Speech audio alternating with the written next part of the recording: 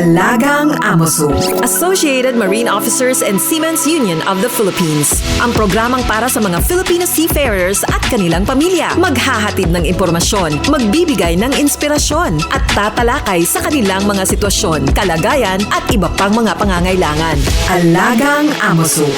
Kasama si Camille Simbulan dito sa Radyo Pilipinas World Service. Alright, good morning and welcome po muli sa Alagang Amosup, ang serbisyo publiko sa radyong hatid ng Associated Marine Officers and Seamen's Union of the Philippines o AMOSUP at ng Radyo Pilipinas World Service. Sa programang ito po ay pinag-uusapan natin ng iba't ibang programs and welfare services ng AMOSUP para sa mga miyembro at dependents ng ating union. Tinatalakay din po natin ang mga napapanahong issue tungkol sa mga karapatan at kapakanan ng mga magigiting nating Filipino seafarers or sea-based OFWs. Special shout out sa mga miyembro po at dependents ng AMOSUP na nakatutok sa atin ngayon at syempre sa mga Pilipinong mandaragat na on board po ngayon. Yes. Okay, salamat po sa pakikinig. So last week po ay nakasama natin dito sa programa ang International Transport Workers Federation o ang ITF.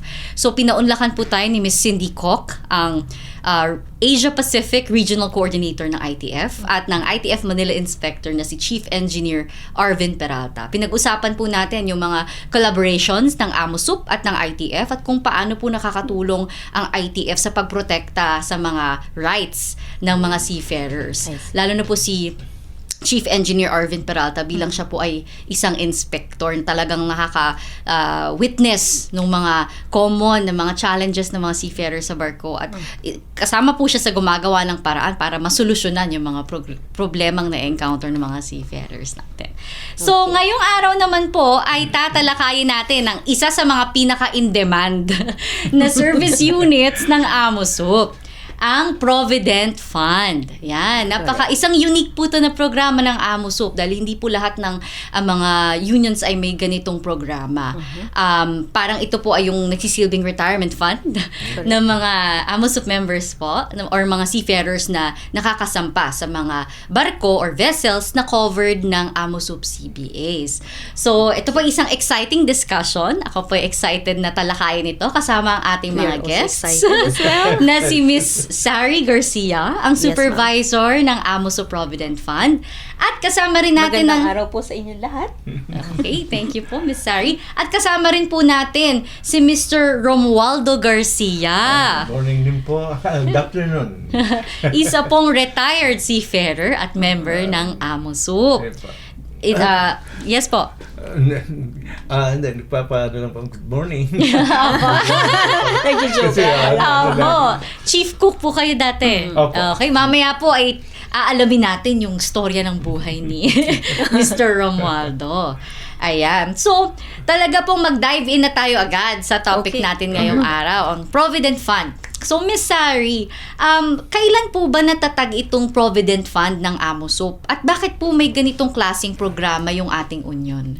Miss Camille, first and foremost, thank you very much for having us here, for us to be able to share what's in it in the Provident Fund.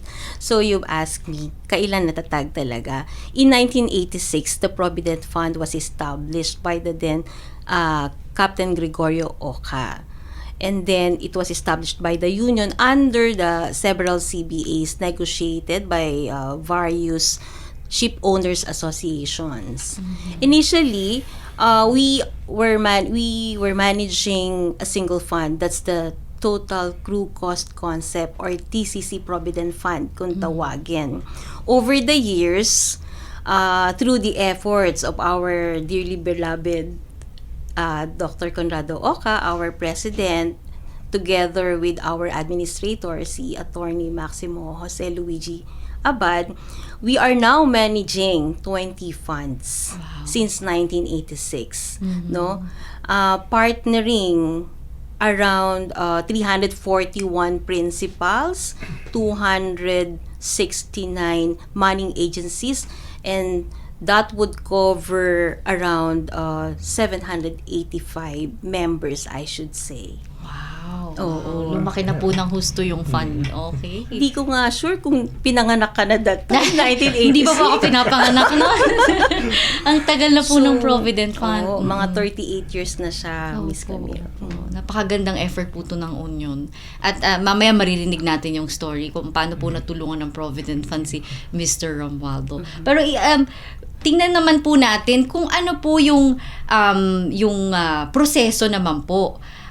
Kung paano po makapag-file ng claim at paano po malalaman ng mga AMUSUP members kung eligible po sila sa AMUSUP Provident Fund.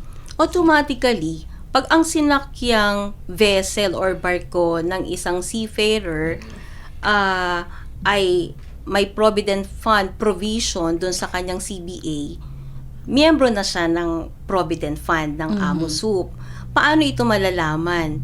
Merong binibigay ang money agencies na booklet. Parang ganito, may dala nga ako. Ayan, may sample si Miss Ayan. Sally. Ano niyo po Oo. sa camera? Ito po.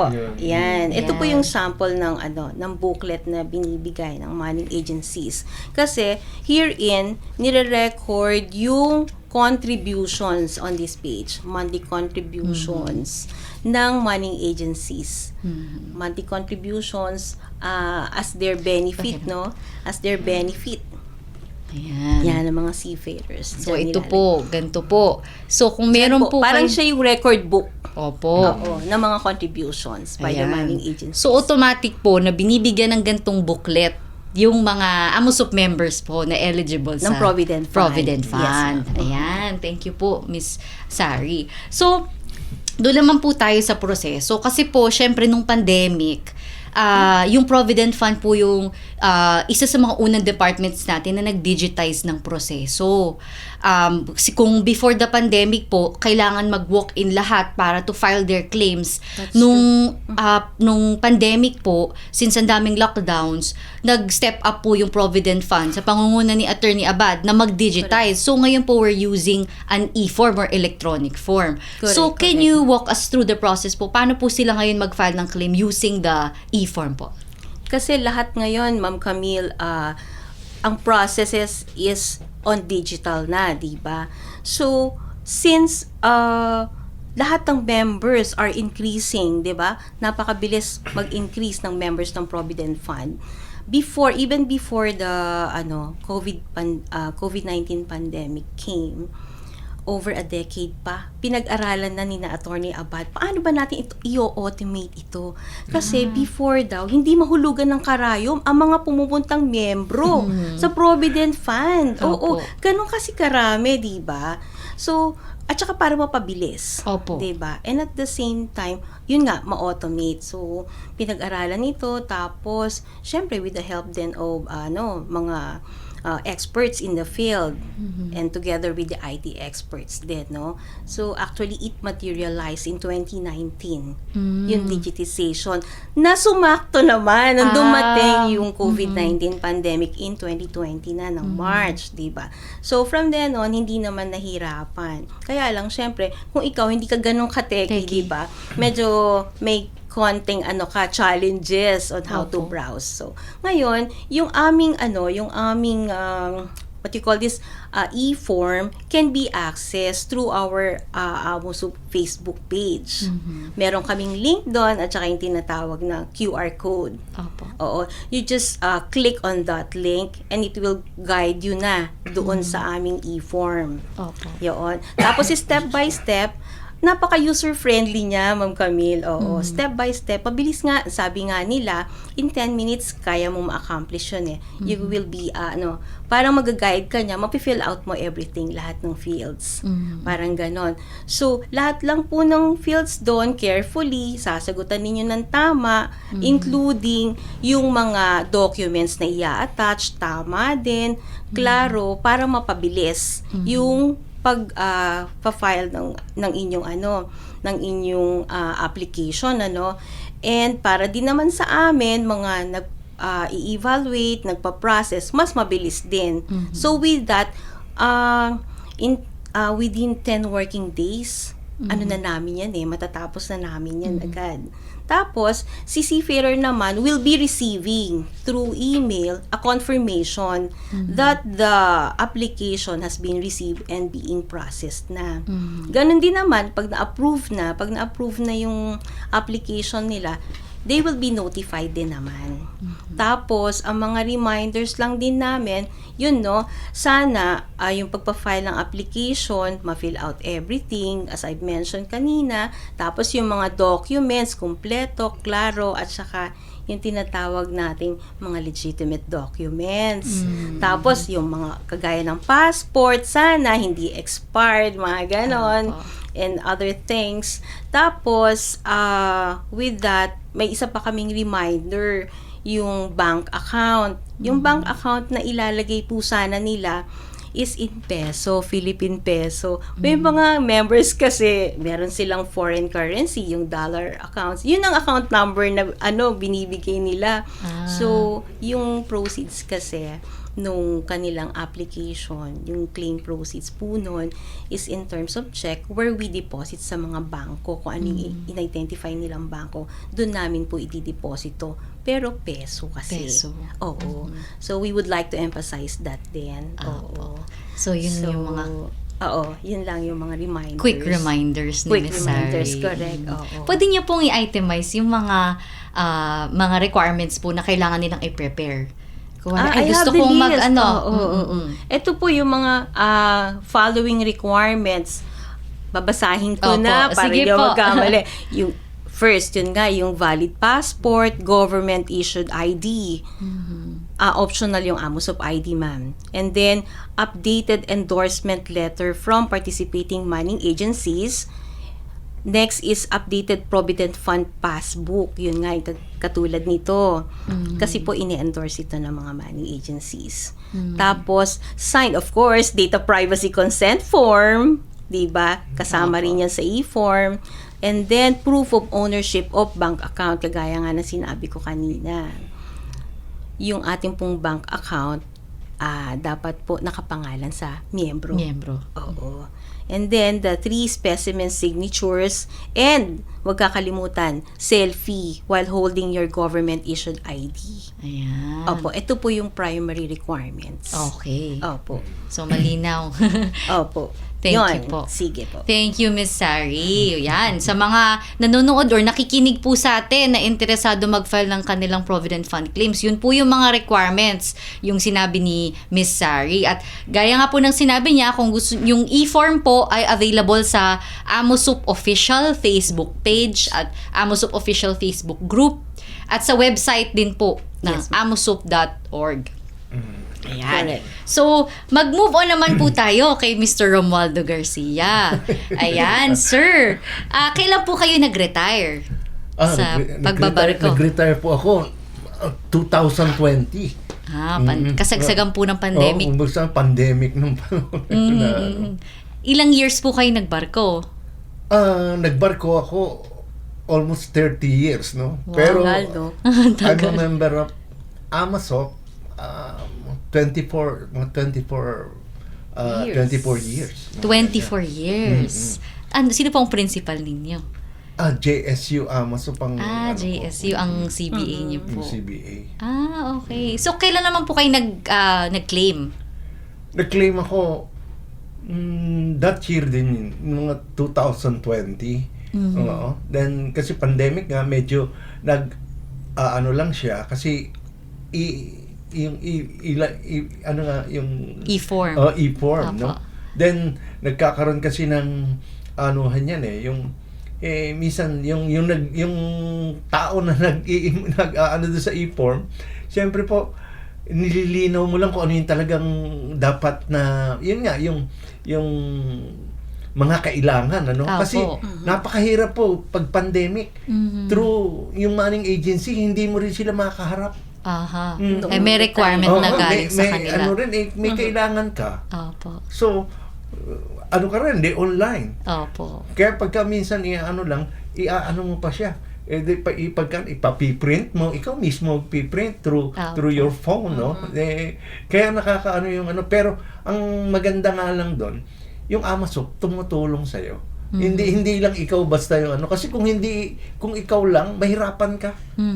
At least pag sinabi mo naman ganito ganon, may kulang pa. Opo. Yung ano mo may kulang. Ano ba ma'am? Ano yung ano? Sige, ipoprovide ko na tapos i-send ko gano'n. Opo. Kaya, So may assistance po. Ang yung mga Yung entries ng contributions ang gustong banggitin ni Sir Opo. doon sa booklet. Oo, Okay. So, yung ano po, kasi po, 'di ba, may mga nag-walk-in pa rin po kahit may e-form na. Yes. Pero meron pong help desk sa Yes. Can you share more about that po? Paano yung na-assist po yung mga nag-walk-in na nagpapatulong po sa e-form, lalo na yung mga hindi masyadong techie po? Ganun pa rin, Miss Camille. We assist them as they come in. Tapos, we have that yung ganyan, laptop, cellphone, desktop. We assist them. Doon nga lang gumagawa. Opo. Oo. Tapos, isa-isa kami ina-assist namin. Kasi kailangan yung miyembro mismo ang ang magta-type. Opo. Oo. Ina-assist lang sila ng ating staff. With the guidance lang, ganon. Tapos, lahat ng mga requirements, ganyan, kami na rin ang nag-a-assist kung Opo. paano mag-load. Yun lang naman. Para sigurong, ano lang yung kanilang, what do you call this? Yung parang, gusto lang kasi nila talaga laging pumupunta. May mga ganong miyembro, gusto nila laging pumupunta Mas traditional, opo. Oo, gusto nila yung bumibisita. Oo. Oo. Although, meron din naman sila, kaya nilang gawin sa bahay yon, diba? Opo. Pero siguro, part na rin ng kanilang pasyal, ganyan, Opo. sa Amusop na lang ako magpa-file, ganon. Pero yun nga po, wala na talagang very, manual. Oo. Very, everything digitized na. naman nga po, user-friendly, gaya po ng sabi nyo. And kung may kulang naman po, ini-inform naman po sila. Yes. Through email. Agad. So siguro pa para sa mga gustong mag-file, para mas mapabilis yung pagproseso, yun po sa isip natin yung mga requirements po na minention Yes. ninyo at i-prepare na po. Yun ang kaano ng ma'am. Kaya lang talagang dagdag ko lang ma'am Yes. Kaya yung ibang mga seaman, no, yung ibang seaman nagpupunta pa.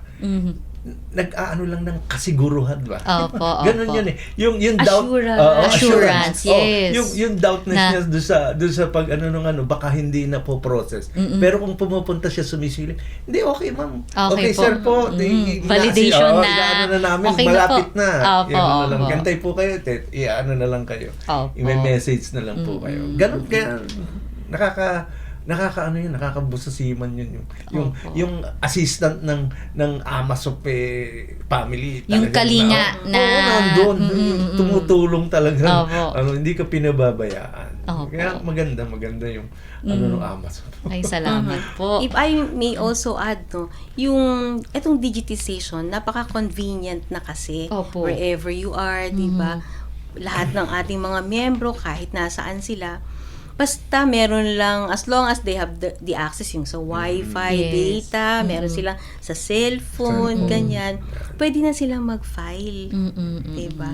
Anywhere. Kahit Diba saan. po, kahit nasaan. Yes. Ayan. So, Mostly pa naman ang ibang mga seaman, mga taga-probinsya. opo. Hindi na Luluwas kailangan pa po bumiyahe. Luluwas pa siya. Mm-mm. Oo, hindi na. Ngayon, digital na talaga yung ano ka na. Opo. Mabilis na.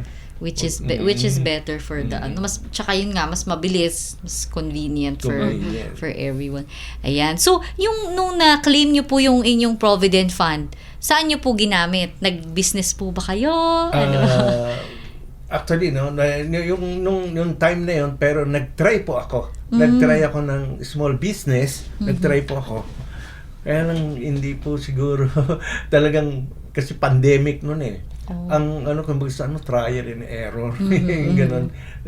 Pero, napakalaking tulong talaga sa akin. No? Kasi, kung ano yung may mag-alok sa akin, ganito, i-try mo to. May pan ako, may pera ako. May bala kayo. May hawak ako. May fund. Hindi ako basta-basta, oo ako wala naman akong balang. Pero malakas ang loob ko noon. Kaya lang, hindi ka talaga kasi lahat halos ng noon, nagtatry ng business na kasi pandemic ka. Pero, ang isang ko lang doon, malaking tulong yun. Kasi kahit papano, sa akin, no, may edad na ako, no?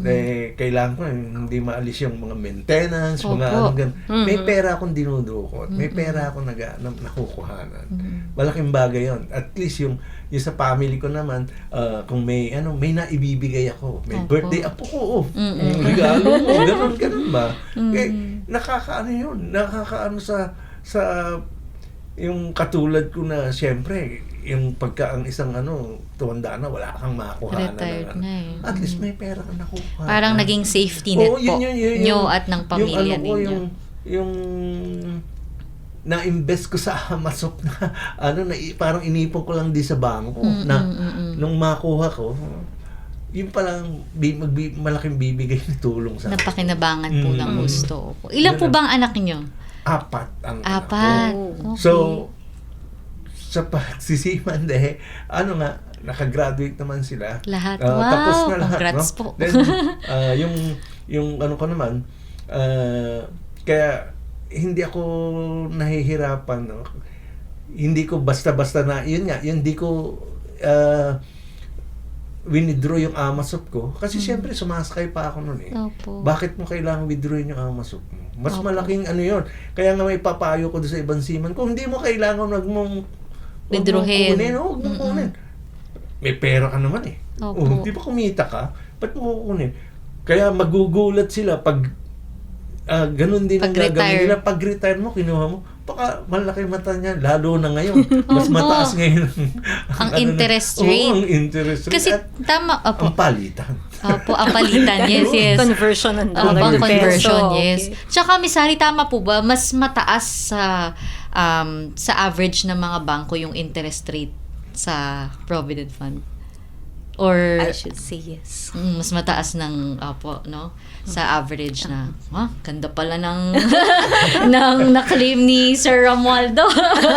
Ilang years yun na nag-incur ng Pero interest. kung maisip nila yun, talagang hindi nila iisipin na siyempre hindi ko naman pwede yun, pero hindi mo iisipin na gano'n na makukuha mo. Opo. Si Mr. Romualdo kasi yung isa sa mga miyembro na buong-buo niyang natanggap, never kasi siyang nag-withdraw Never ng kanyang funds. Yes. Hindi ako nag-loan kasi nga ang nasa isip ko, bakit ako mag-loan? Sumasakay ako eh. Oo. Hindi mo kailangan yun kasi kasi siyempre may ka nga, kaya nga tinatawag mong savings, di ba? Opo. Bukod yung may savings sa bangko, eto savings talaga for para sa retirement mo to. Yes. Para sa retirement mo. Kita naman happy si Sir sa kanya. Enjoying the retiree life.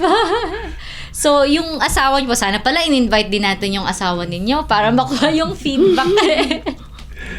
So, sorry to say, pero namatay asawa ko. Ay, condolences po, sir. Nung namatay siya, then kaya ako nakapag-retire na. Okay. After that, yun nga, in 2020, then so, siyempre, may time na gano'n, no? Kahit na ang tagal nung seaman's life ko, no? Yung buhay ko talagang halos nandun.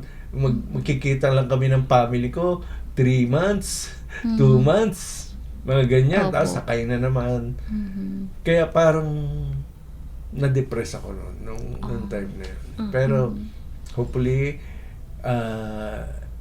in God's siya yung nag-ano pa rin na hindi ka dapat mawala ng naka-recover ako. Naka-recover po kayo. So, ngayon Nakatulong po, sa recovery niya nung nakita niya yun.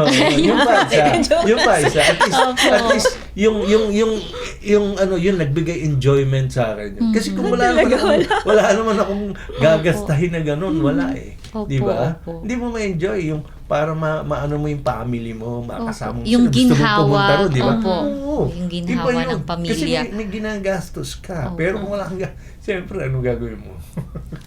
So, ngayon po, yung mga, may apo na po kayo. Oo, meron na. Ilan po apo nyo? Ang apo ko, 4. Amen.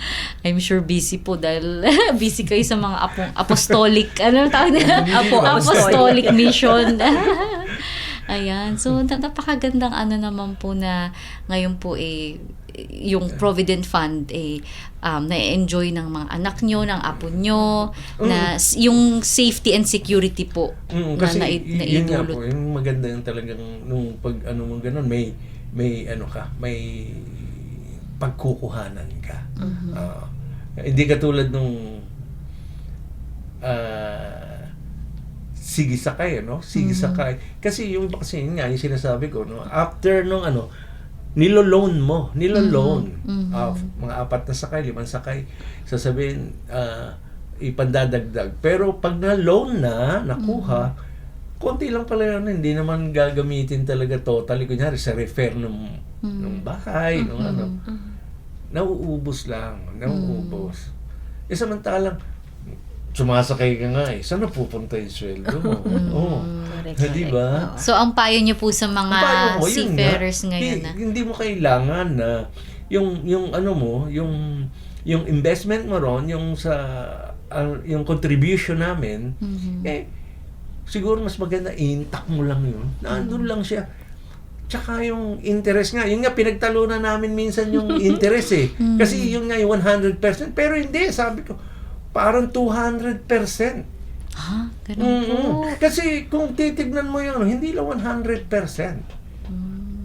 Dahil kwentahin mo, kunyari, nakikwenta namin syempre, sakay mo, contribution mo is 50, no? 50 per month. Pero, pag inano mo yun, hindi lang ganun ang liit lang yan, di ba? Pero yung 100% tsaka yung kung sasabihin 200%, malaki yun ba? Ang Provident Fund may ganun na yung Amazon, maganda. Kesa sa bangko, magkano lang? 2%?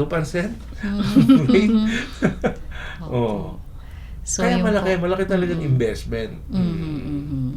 So, yun po, nakaka-inspire naman po yung inyong payo sa kanila, no? Lalo na sa mga starting families, no? Na sige lang, sakay lang kayo hanggang sa maipon para sa future ng inyong pamilya. Magagamit talaga nila yun. Lalo na yung mga iniisip nila na yung napoproject nilang, gano'n ang ko. Gusto ko yung mas malaki, bahay, di ba? Pero eto, may nakukuha ka. Di ba? Ayan. So, you heard it straight from Mr. Romualdo na ayoko tanungin on air kung yung amount kasi baka malula tayo sa pero yun.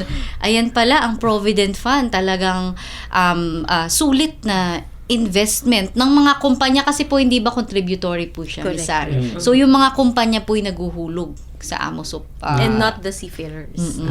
So, hindi po kayo mismo yung naghulog, kundi yung kumpanya nyo. Yan? Ano ng company talaga yun? Yun yung pinaka kasama dun sa benefits na ano mo. No? Yung contribution na yun, talagang ang tawag dun, allowable allowance dun yun. Hindi naman galing yun dun sa sweldo mo. Akala lang nung iba, tinatanggal yon galing sa sweldo mo, pero hindi, galing dun yun sa sa nakabukod yun. Opo. Benefits Yun lang scheme ang nga ng maliwanag participating dun, companies yung iba hindi for their naiintindihan employees. So, Kaya gusto nila yung iba, pwede mo withdrawing ko na lang yung 50, isama mo sa salary. Pero iba. hindi. So, yun nga, benefit scheme ng mga participating Participating companies. Okay, thank you po sa pagkaklaro. Ayan. So, ano na lang, kasi medyo patapos na, ang bilis po ng discussion natin. We have 2 minutes left. So, siguro po, final message na lang po sa mga seafarers natin, Miss Sari. ang message ko lang po is simple lang. The Provident Fund office ay bukas po para sa inyong ating mga minamahal na Pilipinong mandaragat. Lagi nyo lang pong tatandaan, naririto po ang Provident Fund office para sa inyo at dahil sa inyo. And rest assured that we continue exploring ways to better improve our service to you, our seafarers, every day. Ayan, thank you po. Sir Romualdo. Yun nga po, ang unang-una, papasalamat ako. Nagpapasalamat kaming Marino, no? Kay Dr. Conrado Oca and AMOSUP family, AMOSUP director ba si Attorney Maxi Abad. Then yung collaboration nila, yung tulong nila, no, nagpapasalamat kami kasi laging may bago silang pinag-isipan proyekto para sa mga marino. Kaya nga napakasarap na isipin na maging seaman ka kasi halos lahat pwede mo na maging libre, no? Libre hospitalization, yung mga ibang nakakapag nakaka-boost ng pag seaman ka. Sarap pala pag seaman. Tapos diba? may retirement. Mas may pagdating pa ng yung pag-retire mo, may makukuha ka, provident mo. Kaya malaking pasalamat po.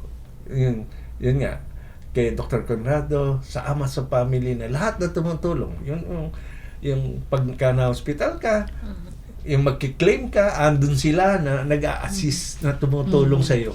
Kaya thank you very much. Maraming salamat po. Sana pagpatuloy na biyayaan itong programa ng Amasop na ito, ng patuloy na bigyan ng buhay ng matagal bang buhay na yung nila, yung mga proyekto nila, madagdagan pa ng maraming naiisip para sa marino.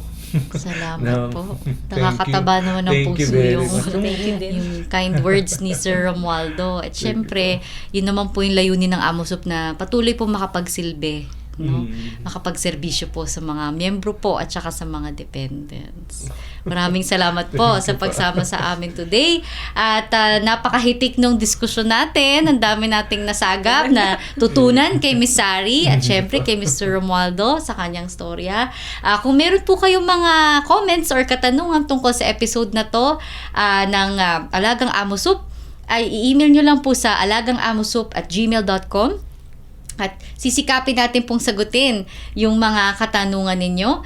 At syempre, meron din po tayong Amusop Contact Center or ACC. Naka-flash po sa screens nyo yung ating telephone at mobile numbers para sa Globe and Smart. For calls lang po yan, hindi pa po tayo capable sa text. So, you may call the telephone and mobile numbers po posted on your screens. Meron din po tayong Amusop Official Facebook page and Amusop Official Facebook group. Diyan po nakapost yung Provident Fund link at QR code and yung mga announcements po natin sa ating mga union programs, welfare services at mga iba-ibang events po natin. Meron din po tayong Amusop Official YouTube channel. At syempre, yung website po natin, www.amusop.org. Lahat po ng mga impormasyon na kailangan nyo sa Amusop at sa mga service units po natin gaya ng Provident Fund ay nandyan sa ating website. So muli, maraming salamat po sa inyong pagsubaybay. Salamat sa mga kasama natin sa Radyo Pilipinas, Miss Susan Aison, Milo Janela, Jay Arevalo, Erwin Tanyano at Jerome Toledo. At syempre sa ating mga special guests ngayong araw, Miss Sari Garcia, Provident Fund Supervisor, and Mr. Romualdo Garcia, ang ating retired seafarer at proud member ng Amusop. Ako po si Camille Simbulan at ito po ang Alagang Amusop. All aboard sa talakayan. Palalimin pa ang inyong kaalaman. Alagang Amusop. Dito sa Radyo Pilipinas World Service.